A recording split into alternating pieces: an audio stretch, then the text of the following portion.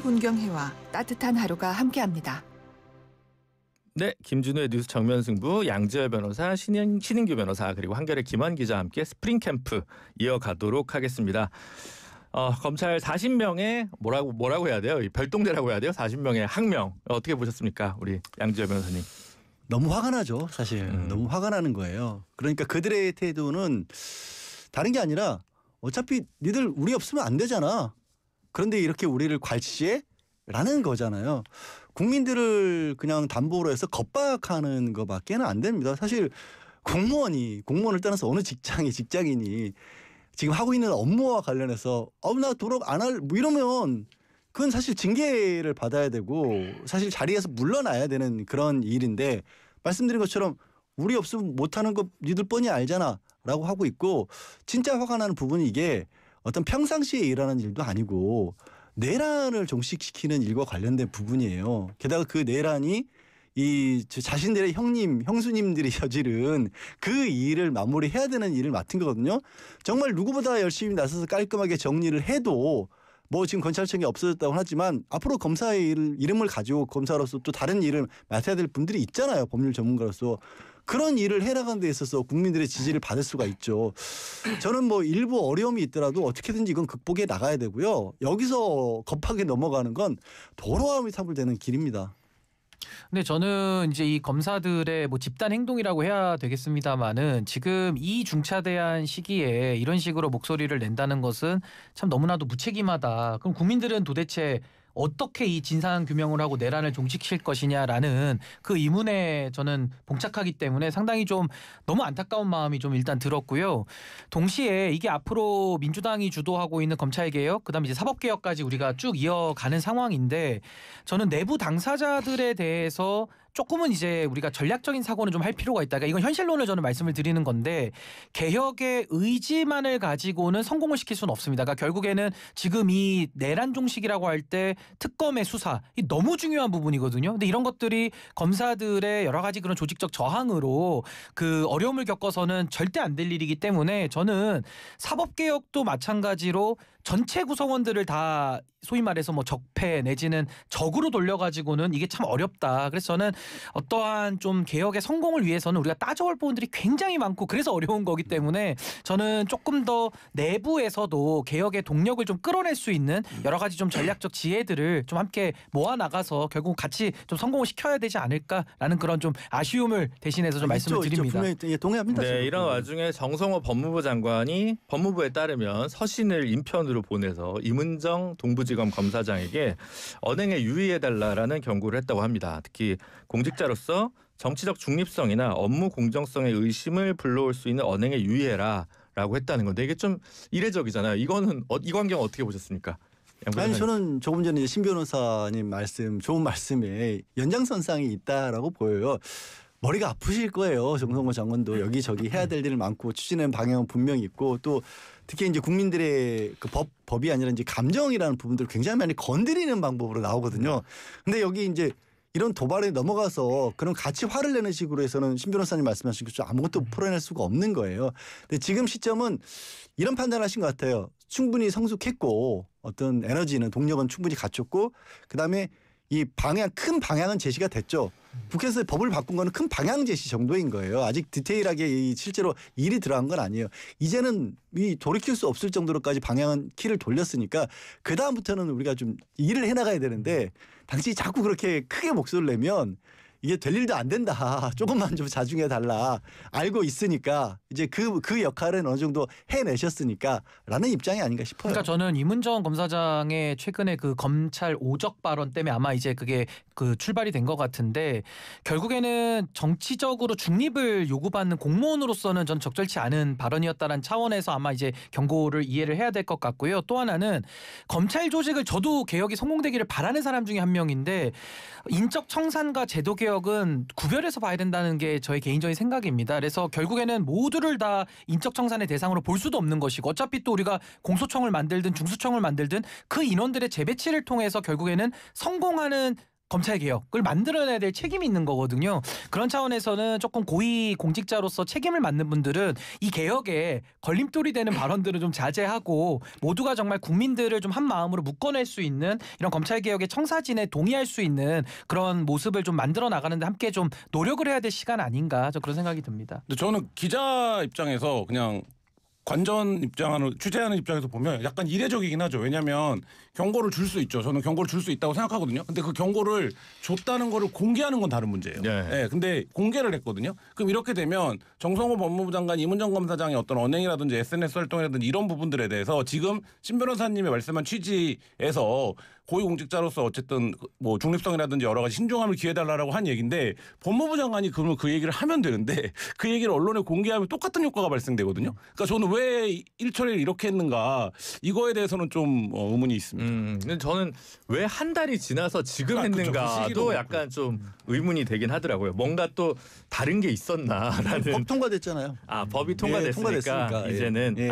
그런 맥락에서 이해하면 된다라는 거군요. 네, 알겠습니다. 근데 한편 오늘 그 이재명 대통령 이제 유엔 순방 다녀와서 국무회의 다녀와가지고 이제 국무회의에서 장관들을 거의 뭐 이제 질타를 모든 분야에서 했는데 일단 오늘 이제 요 검찰 분야만 얘기를 하면 항소 상고를 검찰에서 너무 남발해가지고 국민들에게 고통을 주고 있다. 그래서 이 항소 제도를 그 형사 사건에 관해서죠 개선해야 된다라고 지시를 했는데 이 메시지는 또 어떻게 보시나요? 글쎄 저희 이제 공교롭게도 저희 3명이나 변호사가 있는데 네. 법조인들이 쓰는 말 중에서 그러니까 의뢰인 사건에 어떻게 보면 직접적인 관계자들 분들 입장에서 제일 아마 좀 받아들이기 어려운 말이 우리끼리 이겼다 졌다는 표현 많이 쓰잖아요. 네. 네. 근데 형사 재판에서 이겼다 졌다라고 하는 건 피고인이라는 사람 한 사람이 검사가 이겼다 그러면 그 사람은 징역 처벌을 강력하게 받는 거고 변호사가 이겼다 하면 어쩌면 범죄자가 풀려나는 그런 걸 수도 있는 거예요. 그런 어떤 일에 대해서 법조인들은 왜 이렇게 얘기하냐면 자신들에게 그게 업무인 거죠. 그러니까 검사 입장에서 보면 그런 경우들이 있어요. 사실 자기의 커리어 관리를 위해서라도 이 사람이 정말로 억울하고 이 사람이 정말로 죄를 졌고 이게 중요한 게 아니라 내가 이기는 게 중요한 그런 경우들이 있거든요. 그렇게 보이는 부분들이 있고 그 부분을 지적을 한 거죠. 야, 지금 그 말씀도 하셨죠. 원래 형사소송법의 검사 제도의 취지는 100명의 범죄자를 풀어주는 한이 있더라도 억울한 한 사람 만들지 말라는 거였는데 지금은 억울한 한 사람을 만드는 일이 있더라도 내 커리어에 금감하면 안 된다라는 식일 때가 보인다. 그건 아마 현장에서 많이 겪으신 일이기 때문에 이런 말씀하신 게 아닐까 싶어요. 그러니까 이게 검찰이라는 업무가 상당히 참 어려운 게 양면성이 공존하거든요. 하나는 피해자를 보호할 의무도 있고 또 피의자를 또 보호하는 인권 수사의 차원에서도 양쪽 당사자를 다 관리를 해야 되는 부서기 때문에 또 그래서 검찰 조직이 참 어려운 문제고 오늘 대통령께서 말씀하신 부분은 검찰권의 남용 부분. 그러니까 어떤 한 사람을 타겟해서 상당히 어려운 뭐 누명을 씌운다거나 굉장히 그 곤란하게 만드는 이런 여러 가지 상황들에 대한 예시를 가지고 오늘 말씀을 해주신 건데 저도 변호사 처음 시작할 때 실무에 나와서 선배 변호사님들한테 제일 먼저 들었던 얘기는 교과서에는 무죄 추정 원칙이 써 있지만 현실에서는 다 유죄 추정의 원칙이니까 열심히 형사변론에 임해야 된다 이런 얘기를 많이 들었거든요. 그러니까 정말 왜 우리가 교과서에서 배우는 내용 의심스러울 때는 피고인의 이익으로 근데 현실에서 그렇게 안 하잖아요. 그냥 기소해버리고 경찰은 송치하고 검찰은 기소하고 그냥 나몰라라고 그 사람은 이제 법정 가가지고 이 모든 부담을 다 처리를 해야 되는 오늘 그런 부분을 또 예시를 들었기 때문에 대통령께서 검찰권 남용의 가장 큰 피해자로서 하실 수 있는 저는 얘기 아니었나라는 생각이 들고 이런 검찰을 좀 정상화하기에 우리가 지금 검찰개혁에 큰 어떻게 보면은 항해에 올라간 거 아닌가 그런 생각이 들었습니다. 제가 지난주에 사법개혁 관련해서 쟁점들 정리하는 기사를 쓰면서 좀 자료들을 보니까 대법원에 올라가 있는 사건이 민사가 한 12,000건 연간, 형사가 한 22,000건 정도 되더라고요. 그러면 35,000건 정도 돼요. 그러면 대법관을 늘리는데 지금 대법관이 산술적으로 그냥 나누면 대법관 한 명당 한 2,500건을 연간 해야 되는 상황이에요. 근데 이거는 대법관 숫자를 늘려서는 해결이 안 됩니다. 그러니까 대법관을 뭐 독일처럼 나눠서 몇백 명을 두지 않는 이상 뭐 그런 제도는 지금 우리 현행 법률책에서 불가능하기 때문에 이 대법관 숫자가 지금 민주당이 얘기하는 숫자로 늘더라도 뭐 그러면 이제 이재명 정부가 끝날 때는 한 20 몇 명이 될 텐데 그런다고 하더라도 연간 1,500건 이상을 해야 된다라는 이 사실 자체는 달라지지 않거든요. 그러면 결과적으로 대법관 증언이 가장 중요한 그러니까 예를 들면 상고심 적체랑 뭐 판결 지연 이런 문제가 사법개혁에서 핵심적인 과제다라고 하면 이 부분을 다른 제도적인 방향으로 억제를 할 필요가 있는 거죠. 그러니까 이거를 그러면 근데 지금 저도 지난주에 기사를 쓰면서 그 지점을 했는데 민주당이 이거에 대해서 구체적인 안을 갖고 있느냐, 예를 들면 어떤 제도적 개혁의 빌드업을 해나가고 있느냐, 뭐 이런 부분에서는 여전히 좀 공백이 있는 거거든요. 그러면 어떤 상고를 억제할 수 있는 방안, 그러면 뭐 상고심을 심의하는 기관을 따로 둘 거냐, 뭐 이런 등등등의 여러 가지 제도적인 변화들이 필요한데, 그러니까 원론적으로 오늘 이제 이재명 대통령이 얘기한 부분은 이런 부분일 것 같아요. 그러니까 예를 들면 지금 대법원에 대한 뭐 특정 재판관, 특정 재판에 대한 어떤 반감, 정치적 반감 이런 걸로 접근되고 있는 사법개혁 이 있는 거고 사람들이 또 그걸 원하는 측면도 있는데, 제도를 운영하는 입장에서 본다면 결국에는 이게 대법관을 증언해야 되는 이유가 상고심의 어떤 적절한 판결 지연 문제 때문인 거잖아요. 그러니까 이 차원을 그러면 원천 이유를 제거하는 과정, 이게 중요하지 않냐, 뭐 이런 차원의 지적을 읽힙니다.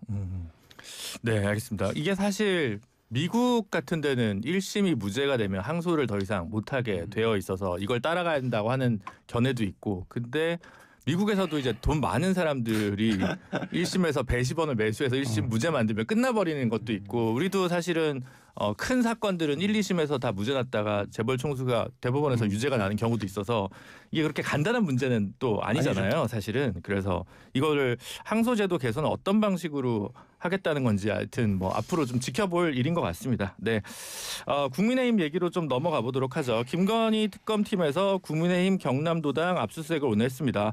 논다더니 일은 하네요. 이것도 또 어쨌든 요거는 이제 결국 김상민 전 부장검사 출마하기 위한 영향력을 행사했다, 김건희 여사가. 이와 관련된 의혹인데 관련 수사 어디까지 왔는지 신인규 변호사님 정리 좀 해주시죠. 그러니까 지금 뭐 김상민 전 검사, 뭐 국정원의 법률특보로 갔던 그 인사 자체에 대한 이제 수사도 한 꼭지가 있는 것이고, 또 아무래도 이제 명태균 씨에 관련된 그 사건들이 주가 될 것 같습니다. 결국에는 그 창원지검에서 최초의 그 사건을 가지고 있을 때 사건가에 그냥 방치해 놓은 거잖아요. 그러다가 수사 보고서가 일부 올라는 갔습니다만은 그게 이제 계엄 전에, 이제 불법 계엄 선포 전에 이제 좀 묻히면서 이 사안이 굉장히 좀 뒤로 밀린 그런 상황이고요. 또 무엇보다 특검에서도 사실은 뭐 삼부토건 문제라든지 아니면은 그 소위 말하는 통일교 사건 이런 것들이 전면에 부각이 되면서 이 창원 지역과 관련된 이 명태규 씨 사건이 좀 뒤로 많이 묻힌 이런 상황에서 저는 이제 뭐 경남도당까지 압수수색 들어갔으니까요. 이제는 뭐 어느 정도 준비는 다 된 것 같고, 이제 관련자들 소환을 통해 가지고 저는 이제 그 소위 말하는 공천농단 요 사건에 대한 이제 수사도 또 본격화돼야 되지 않을까 그런 생각 같습니다. 양 변호사님. 뭐 이제 지금 김건희 특검, 김건희 씨와 관련된 부분에 있어서 최근에 드러난 바를 보면 매관매직이라는 키워드가 정말 강하게 떠올랐잖아요. 그러니까 이것도 보면 일단 의심해 볼 수 있는 부분들은, 그러니까 김상민 전 검사 서희건설의 사이였었고, 검사 시절에 현역인데도 불구하고 당당하게 막 출판 개념하고 나 국회의원 나간다라고 그렇게 얘기를 하고, 그러고 나서는 또 나중에 그게 안 되니까 국정원의 법률특보, 원래는 기조실장을 시키려고 했다, 그런 얘기까지 나오는 그런 상황이고, 그 과정에서 뭔가 부정한 이익이 오간 거 아니냐는 의혹까지 있는 거잖아요. 그러니까 김건희 씨를 둘러싸고 명태균은 또 여론조사를 시켜서 그걸 가지고 그 대납, 그 원래 자리를 잘했던 게 공천이었는데 엉뚱한 걸 받아왔다는 얘기 나오고, 그러니까 김건희 씨를 둘러싸고 주변에서 자기들의 이익 내지는 이해관계를 추구했던 사람들이 그게 충돌하면서 이게 드러났던 부분들이기 때문에, 그 충돌했던 부분들은 오히려 수사하는 입장에서 봤을 때는 수사가 편리할 수 있는 거거든요. 그래서 이 부분은 아까 신 변호사님 말씀하신 것처럼 이제 거의 정리가 돼가는 분위기로 보입니다. 네, 양 변호사님 흥분하셔가지고 서희건설 사위는 박성근 전 검사고요. 네, 여기는 이제 김상민 검사는 그렇지는 않습니다. 네. 네.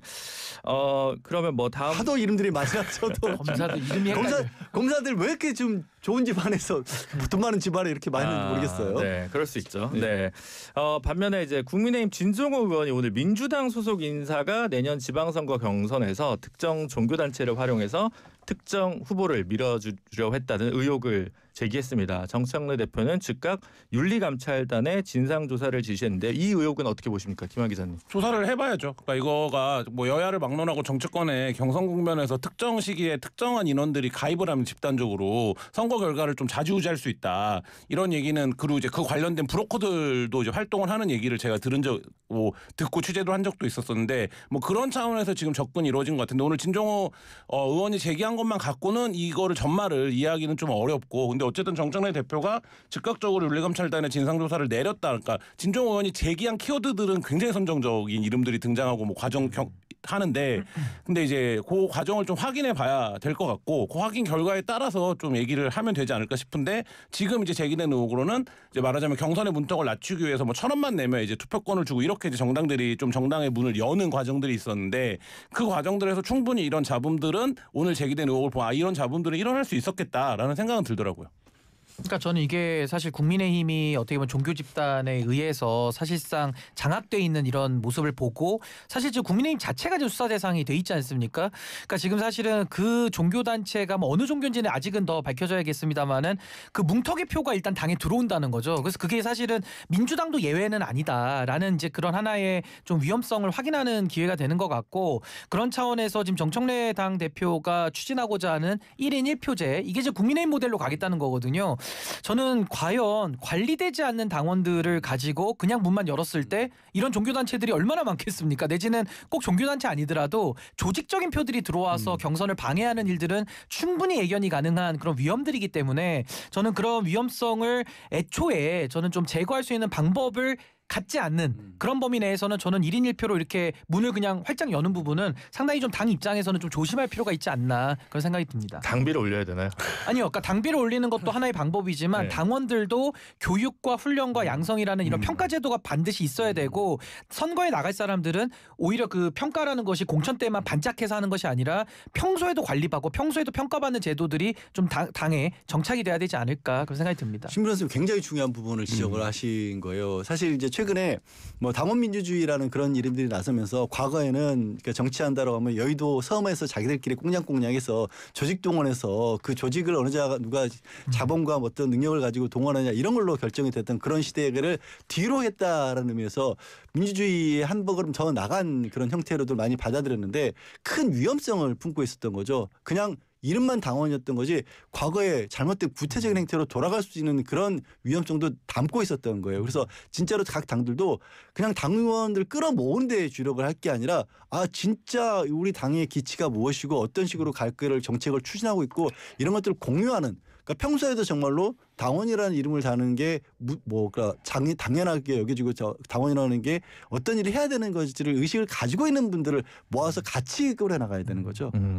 근데 하여튼 이게 좀 쉬운 게 아닌 것 같은 게 뭐 전당대회가 있어서 뭐 아니면 후보를 출마하고 이런 것도 있겠지만 작은 지역구에 큰 대형 교회가 있으면 사실 그냥 넘어가죠. 게임 끝나는 그러면. 거잖아요. 사실 그렇게 되면. 그런 게 참 우리 민주주의를 더 후퇴시키는 경향이 있기 때문에 전 아까 말씀드린 대로 선거권을 가진 당원들 내지는 선거에 출마하겠다라고 하는 당원들 뭐 기준은 달라야 되겠습니다만은 그 당에서 나름의 프로세스를 가지고 교육과 훈련과 양성이 늘 검증이 수반되지 않으면은 이거 민주주의가 더 앞으로 나갈 수 없지 않을까. 나갈 수 전 없다. 이런 식의 동원 체제가 뭐 정말 도초에서 나올 거거든요. 이런 위험성이 도초에 널려 있기 때문에 저는 당에서 그런 내부 검증 프로세스를 잘 저는 구비할 필요가 있다. 한 가지 이제 그런 데에서 필요한 게 이제 중앙당 중심의 수도권 중심의 그런 당 문화에서 결국 이제 지방자치 제도가 활성화되지 않았던 부분도 여기로 가는 거예요. 그러니까 생활 속에 우리가 말은 풀뿌리 민주주의라고 하는데 그 풀뿌리 민주주의가 결국에는 지역 자체를 다 민주화한다는 거거든요. 그런 네. 부분이 필요한 거죠. 알겠습니다. 뉴스 못 보신 분들은 이 태고종 의혹설이라고 일단 검색을 해보시면 확인하실 수 있을 것 같습니다. 오늘 말씀 여기까지 듣겠습니다. 지금까지 김한 한결의 기자, 양지열 변호사, 신인규 변호사와 함께했습니다. 고맙습니다. 네, 감사합니다.